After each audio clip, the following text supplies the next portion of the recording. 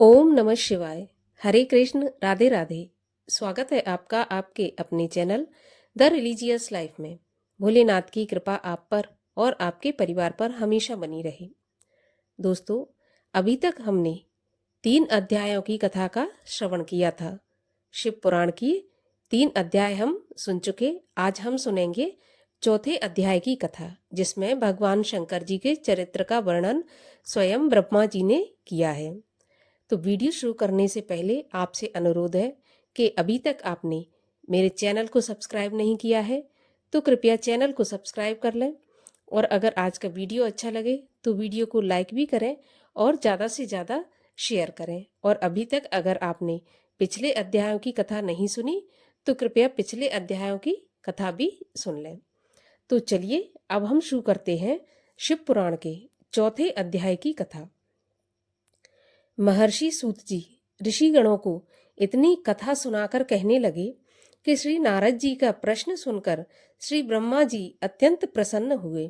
भगवान श्री सदाशिव का नाम सुनकर श्री ब्रह्मा जी को रोमांच हो आया, अश्रुपात होने लगा।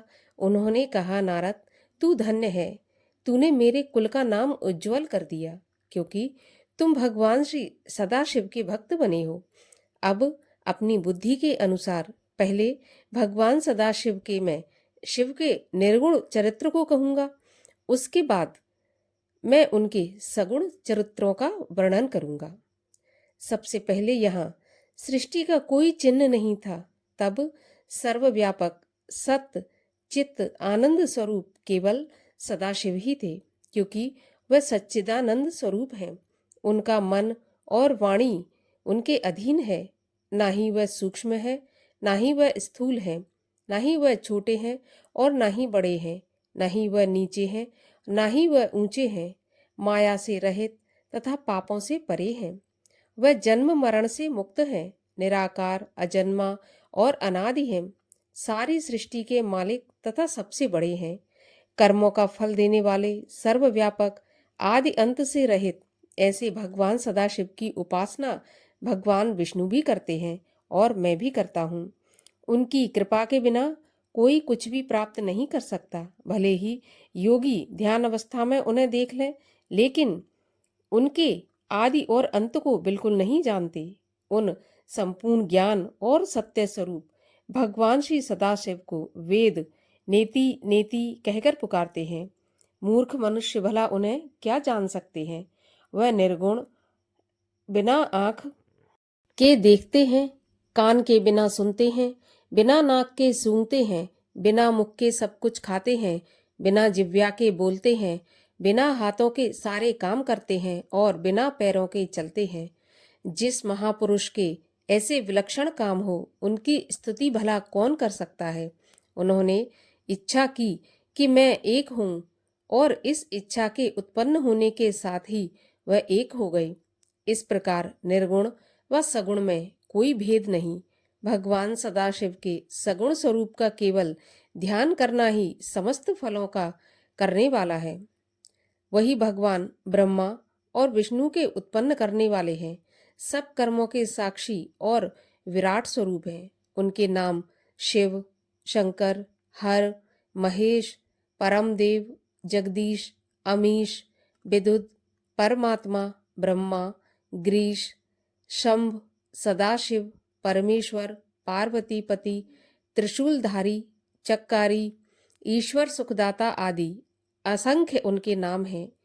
वही भगवान सदाशिव परमेश्वर सृष्टि के कर्ता धर्ता और आनंद देने वाले हैं। उमापति भगवान परमानंद, सूर्य, चक्कर इत्यादि के गुणों से मुक्त सृष्टि ब्रह्मा व विष्णु को उत्पन्न करने वाले हैं। ऐसे भगवान श्री सदाशिव सबके स्वामी को वैष्णव विष्णु के नाम से, शक्ति शक्ति के नाम से, सूर्य उपासक रवि के नाम से, गणेश जी उन्हें विनायक के नाम से जानते हैं। वह भगवान सदाशिव सगुण स्वरूप कैसे हैं। मस्तक पर जटा तथा गंगा, भाल में चंद्रमा और त्रिपुंड, कानों में कुंडल, सूर्य, चंद्र और अग्नि के समान तेजवान 3 नेत्र, शुक्र की भांति नशा, बिंबा फल के समान होंठ, अत्यंत पवित्र और तेजवान सुंदर 5 मुख है, जिनमें से एक पूर्व की ओर वाला प्रातः के सूर्य के समान प्रभाव वाली, दूसरा दक्षिण की ओर 3 नेत्रों वाला अत्यंत भयानक, तीसरा मुख पश्चिम की ओर मस्तक पर अर्ध चंद्रमा धारण करने वाला, चौथा मुख उत्तर की ओर मूंगे के वर्णमाला जिसमें लंबे लंबे केश लटकते हैं, पांचवा मुख नीचे की ओर है जिससे कि वह अपने भक्तों के हृदय में आनंद उत्पन्न करते हैं। उस मुख पर कमल के समान सुंदर आंखें हैं, उसका रंग सुंदर और तेजवान है। इस प्रकार भगवान सदाशिव पंचालन के नाम से प्रसिद्ध हैं। उनके कंठ में 3 रेखाएं हैं, हाथ में त्रिशूल और कंठ में मुंडमाला धारण किए हुए हैं। उन्हें कोई चतुर्भुज, कोई पंचभुज और कोई 10 भुज भी कहते हैं। उनके हाथों के नाना प्रकार के अस्त्र शस्त्र विद्यमान हैं। अंगुलियां अत्यंत सुंदर तथा सुडौल हैं।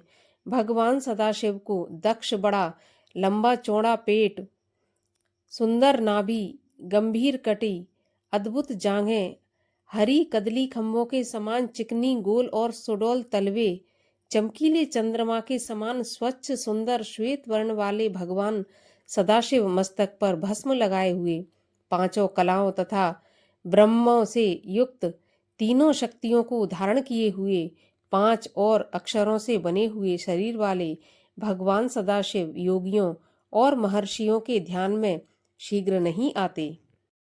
जिस प्रकार योगियों और महर्षियों के ध्यान में शीघ्र नहीं आते, वह अनेकों ध्यान वाले भी हैं, लेकिन उनको जानने वाला यहाँ कौन है। भगवान सदाशिव की महिमा, नाम और ध्यान अनगिनत हैं, जिनको वेद, पुराण और तपस्वी भी नहीं जान सकते, लेकिन उनकी कृपा से मूर्ख भी उनके दर्शन कर लेते हैं।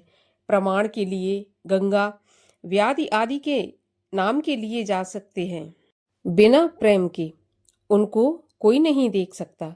सगुण रूप में आकर सदाशिव ने अपनी शक्ति को उत्पन्न किया। वह स्वच्छंद शरीर वाली, कभी नाश न होने वाली शक्ति, प्राधन, प्रकृति गुणवती माया, विकास से रहित जननी अंबिका, प्रकृति संपूर्ण लोकों की ईश्वरी, त्रिदेवों की माता, नित्या और मूल कारण कहलाई, जिसकी की 8 भुजाएं हैं और जो विचित्र मुख वाली और सुबह है। भगवान सदाशिव को परब्रह्म और उमा को शक्ति रूप जानना चाहिए। सदाशिव ने उमा के साथ विहार करने के लिए शिवलोक नामक क्षेत्र की रचना की। उसी उत्तम क्षेत्र को काशी कहते हैं। इसी उत्तम नगरी में भगवान सदाशिव ने एक रत्नमयी सुंदर भवन बनवाया और शिवा के साथ वहां रहने लगे। उस सुंदर नगरी को देखकर भगवान सदाशिव ने अपनी शक्ति शिवा से कहा, यह स्थान बड़ा ही सुंदर और पवित्र है और मुझे बड़ा ही प्रिय है। यहाँ पर नारकीय जीवों को भी किसी प्रकार का कष्ट नहीं मिलेगा। यह कहकर भगवान सदाशिव ने शिवा के साथ रमण किया और सृष्टि उत्पन्न करने की इच्छा करके पार्वती से कहा कि प्रिय, मैं तुमसे एक ऐसी बात कहता हूँ जो मुझे और तुम्हें दोनों को सुख देने वाली है। अब इसके आगे की कथा हम अगले अध्याय में अर्थात 5वें अध्याय में सुनेंगे। तो 5वां अध्याय सुनने के लिए और हमसे जुड़े रहने के लिए चैनल को सब्सक्राइब जरूर कर लें। और अगर आज की कथा अच्छी लगी हो तो एक लाइक तो जरूर कर दें, क्योंकि आपके लाइक से ही हमें पता चलता है कि आपको हमारा वीडियो अच्छा लगा। तो चलिए अब हम मिलते हैं अगले अध्याय में। तब तक के लिए ओम नमः शिवाय।